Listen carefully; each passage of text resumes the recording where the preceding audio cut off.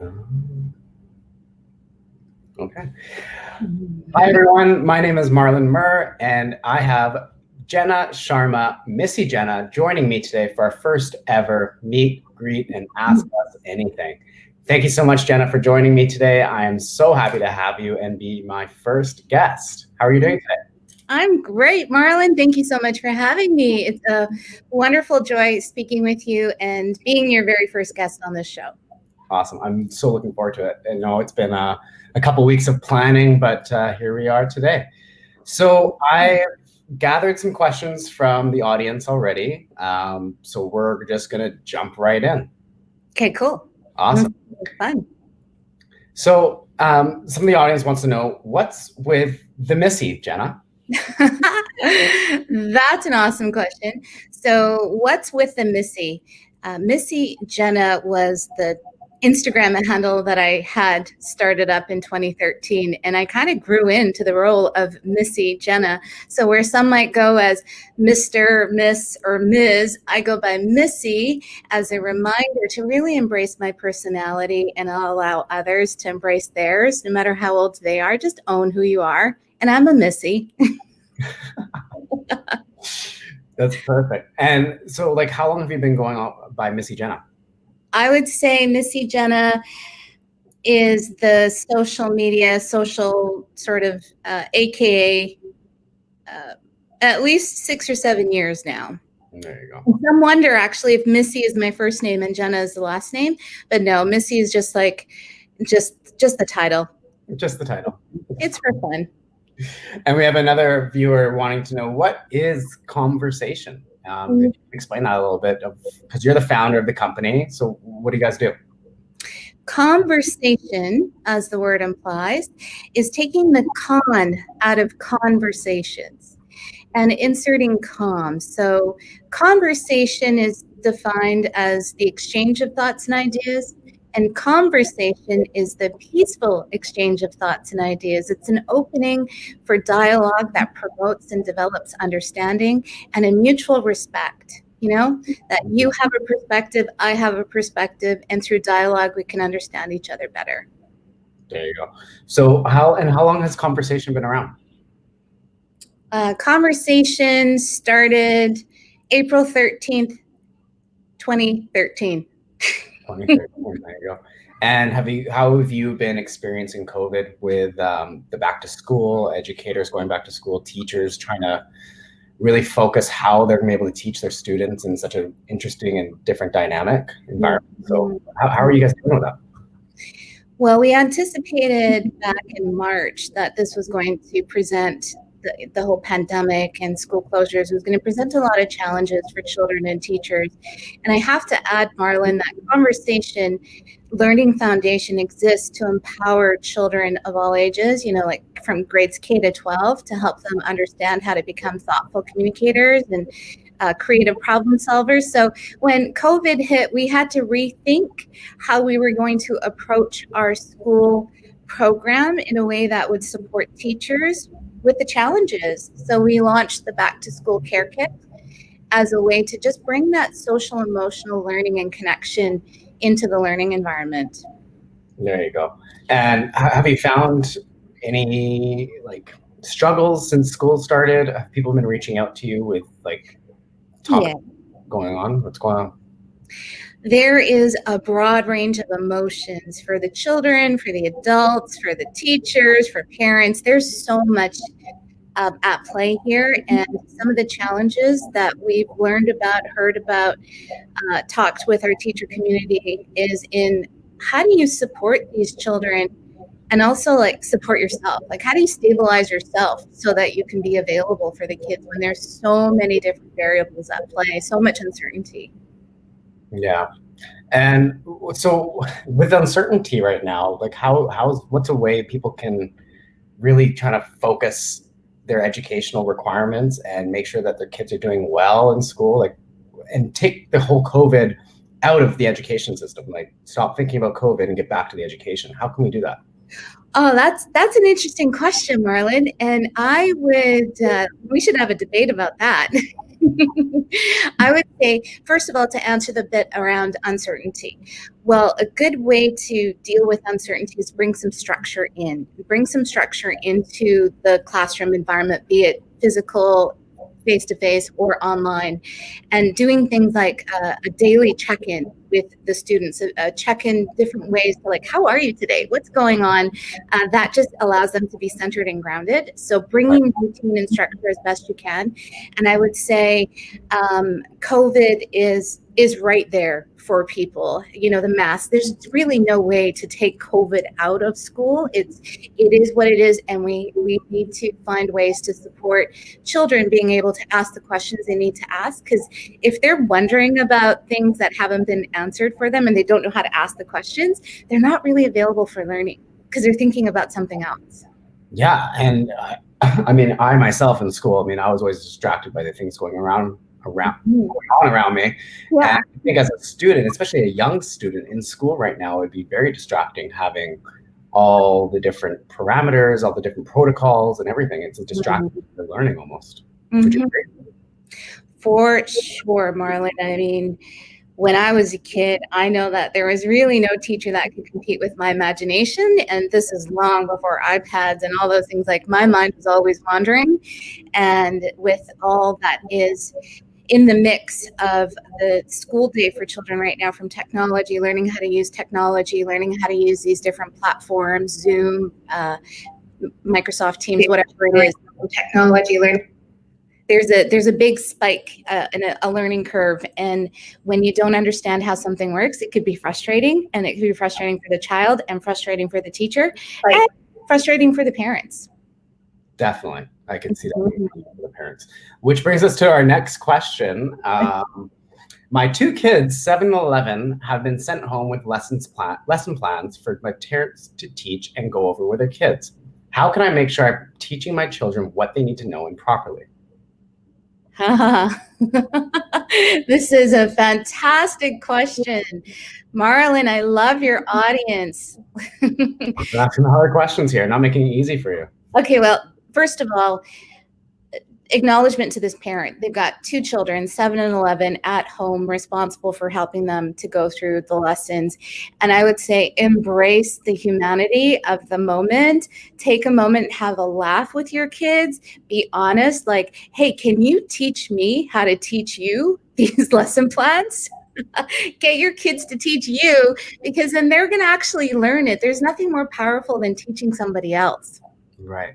So have your kids teach you the lesson plan, Yeah, in their own way, and that's a fun way for them to kind of students, let your kids have some expertise.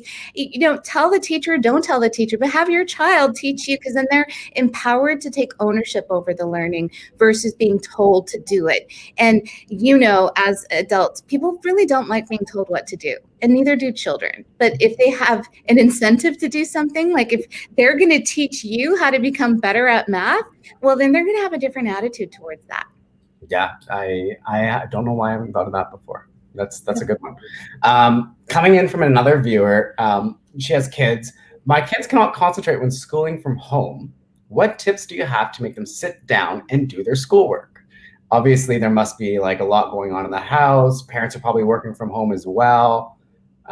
So how can you just get concentration focused in? Concentration is tricky at the best of times. And for the person that asks this question, you know, I do really acknowledge they're wondering how to support their kids in being able to do their schoolwork. Home, if I can make a really big generalization, is a place for kids to relax, a place for them to let their guards down. And now from home, they're expected to concentrate and do schooling. And there's a dynamic at play here that is not a typical dynamic, other than usually parents would do your homework. So what I would strongly recommend is just be honest with your kids and say, hey, look, I see you're having some trouble concentrating. You know, what's going to support you? What's going to help you? And again, it empowers them to think versus the parent thinking that they have to sort out this problem by themselves. Involve your child, have that conversation. They'll fill you in. Right. And so what about areas in the house where a child should like focus on doing their work? Should it be their room? Should it be the living room? The TV's there, like kitchen table. Like, what's a good area for a child to start doing their work? Okay, that's a good question, Marlon, because for different people in different homes, different solutions will apply. And engaging your child in finding out what part of the home feels like the best place for you to sit down and concentrate. And then keep that place separate from where they get to play. Like keep one place like a dedicated place, but involve your child in that decision. I think we can say the same thing for adults and professionals working from home. Yeah. Don't work from the bedroom, don't work from the couch, work from a space. I Yeah. actually heard a tip from somebody. I can't remember who told me this tip, but keep your shoes on. Keep your shoes on as if you're at work or outside of the house. Because when your shoes on, you're not in that home mode. Oh, that's interesting. So that's a tip that whoever gave me that tip, thank you. I can't remember who you were, but I appreciate it. Ah. But yeah, that's something that I've really tried to focus in on myself as well when I'm working from home, have my shoes on, just so I'm not grounded in that home mode where I'm more forced to kind of step back and relax, right? Yeah, and again, different rules will apply for different homes. Like if you have a shoes on or off home, and the key thing, like I've been hearing stories about children going to class in their PJs, and like let's reserve judgment for what's happening in these different homes. But for parents, if you can help your children make decisions that best support them to be in school, do that. Yeah, I fully agree. We have one more question coming in here. I'm afraid my child won't be getting the same value from the school system as normal. Should I homeschool him to protect him from the virus and to get a better education? Oh boy, that's a good question. A very loaded question. Yeah. With polarizing perspectives. I would say very different perspectives. First of all, your fear, I get that. You're worried about your child doing well, and this year is extremely exceptional. It's not normal in any which way.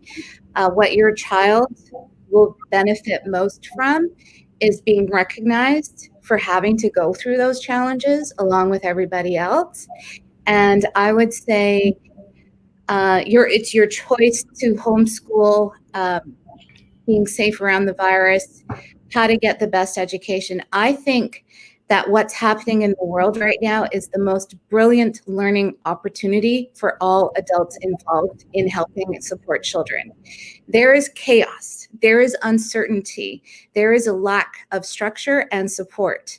And if your child has any ambitions in life to start their own company, welcome to pandemic reality, because startups are a very big challenge. And if your child has that entrepreneurial spirit, this is just the perfect way for them to be prepared for the real world. Like, it's uncertainty. There's so much uncertainty. Yeah. And is homeschooling an option that you're seeing people taking right now? Here in British Columbia, there's a fourth option where they transition slowly back to school. Parents have the option to keep their students or their children home until the set date. And I don't know percentages in terms of how many children are at home versus at school. Mm-hmm. And the parent has the choice. Like, you do what's best for your child. It's your choice. Based in that circumstance, yeah. Yeah, totally. And I think I'm not an expert in education like you are, but I mean, I always thought having a child that's homeschooled versus non-homeschooled is not detrimental to their social gathering, social well-being, but it's very important for kids to be around each other, and especially in a time of pandemic where I've never experienced anything like this in my lifetime. I don't know if you have. You probably haven't. Mm-hmm. And it's scary for all of us. So I mean, being with your support system, your friends, and being able to be with them, at least in some capacity. Kids aren't hopping on Zoom calls like adults are. So, So true, Marlon. So true. And homeschooling versus regular schooling, like being in a school, that social aspect is so important for the children, like to connect with the other kids and play and all those things. And right now there's a safety factor that is top, the most pressing, keeping the kids safe. And kids are resilient. They bounce back. Okay. And I really want parents to understand that children are tremendously resilient. That's why most of us survive to adulthood. Yeah. Because children are resilient and they'll bounce back. Yeah, it's true. They are. And I mean, they're sponges. They learn everything. They see everything. Yeah. Bring play and take it to their children, and it'll be an experience that they've come out of. Totally. And you know what, Marlon? What I'm really motivated by and what drives me is in all of this with the back to school care kit and conversation is we want children to come out on the other side of this pandemic, not traumatized by everything going on. We want to reduce the trauma for them and have them learn some really spectacular skills that will support them in school and success in life in general. So let's keep that in mind. Like, how do you want your kids to look back at this moment in their life? Yeah, 100%. And thinking about your back to school kit, we have a question. What is in your back to school kit and what is it? Can you explain it to us? Sure. So the back to school care kit is resources for educators to use, whether they're virtual, teaching online, or teaching in a classroom. And there's check-ins, different ways that they can check in with their students each day, different prompts to get them engaged in dialogue, different activities, lessons. There will be a total of 40 lessons released over the next few months. And each week we provide opportunities for educators to join myself and Vanessa in live sessions similar to this, where they can join us and ask questions and figure out how to get the most benefit from their back to school care kit. And we've got a really close pulse on what's happening for educators, the different challenges as they come up, and we're inserting items to support them based on what's happening real time, which is why we haven't released all 40 lessons right up front. Wow. And are these lessons going to be for various subjects, or are you focusing on a couple? Oh, that's a good question. So these lessons are based around social emotional learning. So allowing children, students to engage with each other, to understand, to make responsible choices, and social. So it's more around social emotional learning. That's awesome, and which is again very important for children and adults as well. I know a lot of adults that can do some touch-ups on their social emotional learning and conversations. Speaking of which, I think we have another question here. I'm having communication issues at work when I'm trying to communicate my viewpoints to my leadership team. Any pointers? I'm having communication issues at work when I'm trying to communicate my viewpoints to my leadership team. Any pointers?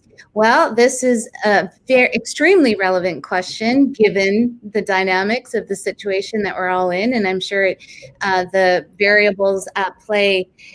There are a lot of themes no matter what industry you're in. So having your viewpoints, where I'm stuck is viewpoints. Help me unpack that. Help me unpack what that might mean. I think they're talking about maybe they have an idea that they're trying to put into place and they're not able to, and the leadership team's not listening to them, or maybe there's too much, I guess, gray noise happening around the area and they're trying to have their voice heard over amongst others. I'm not sure. Okay, so given that we may not be talking about exactly what this person's looking for in terms of viewpoints, and that's the beauty of conversation, is really unpacking language so that we have a mutual understanding of what it is we're talking about. So stepping back, given that a lot of organizations are virtual, it may be extra challenging to get your viewpoints across because the interaction is limited to these online. If that's the case, I would consider writing an email and expressing your concerns to the person responsible and say that there's some ideas that I have that I would really love to communicate to the team. Is there a way we can work together to get those ideas be known and heard? Mm-hmm. And another option to share your viewpoints is come up with like a signal at your organization where if somebody has an idea and they're feeling tentative about sharing it, like do bunny rabbit ears or like whatever it is, come up with a signal so that people actually know you want to express something. So often we edit ourselves even before we've said what we need to say. We've just talked ourselves out of even sharing our thoughts or ideas. Yeah, I think I've done that one too many times where I just felt like my viewpoint's not gonna be heard, my idea's not gonna be heard. I'm not gonna say it anyway. It's fine. Yeah, and that's such a sadness. Don't do that. Yeah. Funny ears. We have another question kind of on the same topic. How can you communicate your true feelings without hurting the other person's feelings? I love this question to the core. I just love this question. It's so real and so timely. Mm-hmm. How can you communicate your true feelings without hurting the other person's feelings? Well, first of all, it takes a lot of courage to be that honest. Okay. Yeah. And second of all, you don't know yet how that other person's going to respond. But if you have a sense that what you're going to say is going to hurt the other person's feeling, you're aware enough to know that there's something about your communication that could cause impact over there. So one of the things that I do is if I need to be direct about something and I'm not sure how it's going to land over on the other side, I say, may I have permission to be straight with you? Okay. And may I have permission to be honest? May I have permission to talk to you about something I'm not fully sure about how to express? When you ask for permission, you're giving power to the other person to be involved with it versus them being defensive to communication they weren't expecting. Take a moment and let that land. I am. That's a good answer. You know what? That's sticking with me. That's sticking with me. I like it. Thank you. Good, Marlon. Good. Whoever asked this question, thank you so much. Like this question, it really indicates to me the kind of person that you are considering the other person's feelings, and ask permission. Let them know you haven't quite figured out how to say it. There's something you want to say. Yeah, it's difficult. It's difficult to have that hard conversation with somebody. It's a conversation where because you're leading, it's gonna be a negative. There's a negative aspect to it. So maybe you're feeling anxious about even bringing it up because you don't want that negativity in your life, which I feel is a lot of people, because a lot of people are afraid to bring out those emotions or upset somebody else or upset somebody else's feelings. It's a sensitivity thing. It is, Marlon. And I think it's safe to say, because there's so much uncertainty in the realm of our existence right now, that a lot of people may be more charged up or more triggered than normal. And, just be aware that people are handling this pandemic in different ways. One person may seem calm, but inside they're hurting, and we don't know. So taking time to ask permission, sharing what you need to say in a respectful way that leaves the other person empowered. I have a knock on the door. Somebody knocking at your door there? So knocking on my door. Give me 1 second. I'm going to throw up this next question for you. Okay. In the meantime. Okay, so he just left me. Oh my gosh, that's awesome. I love it. My kids cannot concentrate when schooling from home. What tips do you have to make them sit down and do their schoolwork? This is a fantastic question that could be applicable for humans of all ages. It is challenging to concentrate at the best of times. And when it comes from schooling, doing work from home, as I mentioned earlier, home is a place that most of us like to just be able to relax, chill out, and not necessarily have to concentrate on anything. But given that the circumstances are such that children are having to concentrate to do school, I would engage your children, your kids, in finding out what helps them concentrate, what interferes with their ability to concentrate, and how you could work together to support each other in concentrating, because concentrating is hard.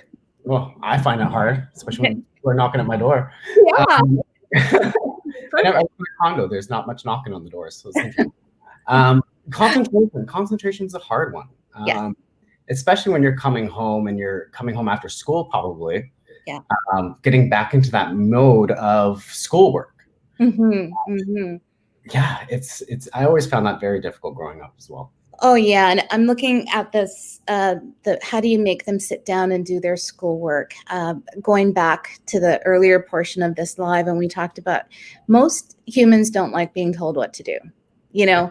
And if you help them come up with ideas, well, then it's their idea. They have more ownership over that, you know. So where does it help you to sit down to do your schoolwork? How much time do you want, like, have some collaborative conversations with your kids, and you'll discover something about each other, and it'll be less of that resistance. So 100%. Now, I mean, I think that's it. That's all we have for questions. If anyone else has any other questions you have for Jenna, please feel free to send them in now. But I want to go through a couple rapid fire questions with you. Okay, let's do it. Favorite color? Blue. Blue. Favorite food? Oh gosh, pizza. Pizza. With pineapple or without? Ooh, either way, it's fine. Oh, there you go. Where's the first place you want to travel once this pandemic is hopefully over? Oh my gosh, I would love to go to Alaska or somewhere where there's glaciers and snow and water. Really? Yeah, I love that. I've never been up to Alaska before. Oh, it's beautiful. Yeah, so just thinking about that makes me happy. Like a cruise or like a trip? A cruise. A cruise. There you go. I like cruises. Where is your favorite place that you visited already in the world? Russia. Russia. I absolutely fell in love with St. Petersburg. Just the buildings, the people. Well, it was really hard for me to get people to smile there, but that became my challenge. Like, I just loved interacting because they were so serious. But I loved Russia. Yeah. Okay.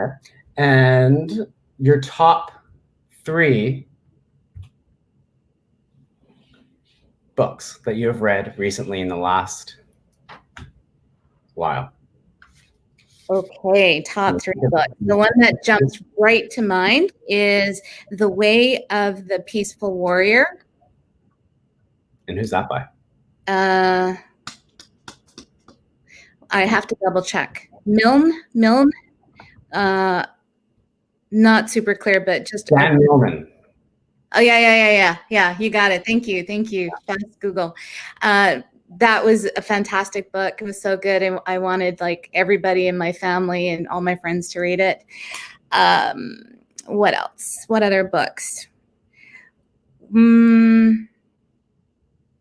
I've got a lot of like leadership books and things like that, but they're just all stacked on my dining room table here, and I have to admit that I haven't read them as much as I'd hoped to. It's been a busy time, especially as a business owner. It's dealing with all like the pandemic, dealing with your staff and your people, making sure you're putting out useful content for your people, like your audience. It's a tough one there. What's something that you really appreciate that COVID has brought to us? What's something that you're taking out of this that you're happy about? The silver lining of COVID, just being I'm so appreciative of my family and how supportive they are. They know that for years I've been on an uphill battle with conversation, trying to figure out how to get conversation into schools to support children. And a lot of times my message didn't come through in a way that, teachers responded, or like it didn't have the attention that suddenly in this COVID conversations become so extremely relevant to what's happening for kids. Like we can no longer turn a blind eye on how children struggle in school. And so I would say the huge silver lining is that I have a family and support network that never allowed me to quit. Not that I would have, but like when times got tough, some days were really, really hard. I had the support of really amazing human beings. Well, that makes me happy. Well, I mean, having that support system it's always important to have. I mean, even if you going through anything in your life that is disrupting in some way, having that support system in place is very important. So I'm happy you have that. Jenna, I don't know what to say. Thank you so much for attending this very first Ask Us Anything. I really appreciate it. I know the audience got some great questions in there. So I'm pretty sure they really appreciated the responses you gave. Thank you. To everyone listening out there, Jenna and I, you can follow us below. Our link trees are below. I'll be doing this every Friday at 12 p.m. With a new guest, so please stay tuned and feel free to submit your questions ahead of time like our viewers did today. And thank you, Jenna. I appreciate it. Thank you, Marlon, and thank you to all your listeners, viewers. I really love the questions, and yeah, Marlon, you're doing a fantastic job. Thank you for starting this series. Yay. Thank you so much, Jenna. We'll talk to you soon. Okay, bye for now. Bye.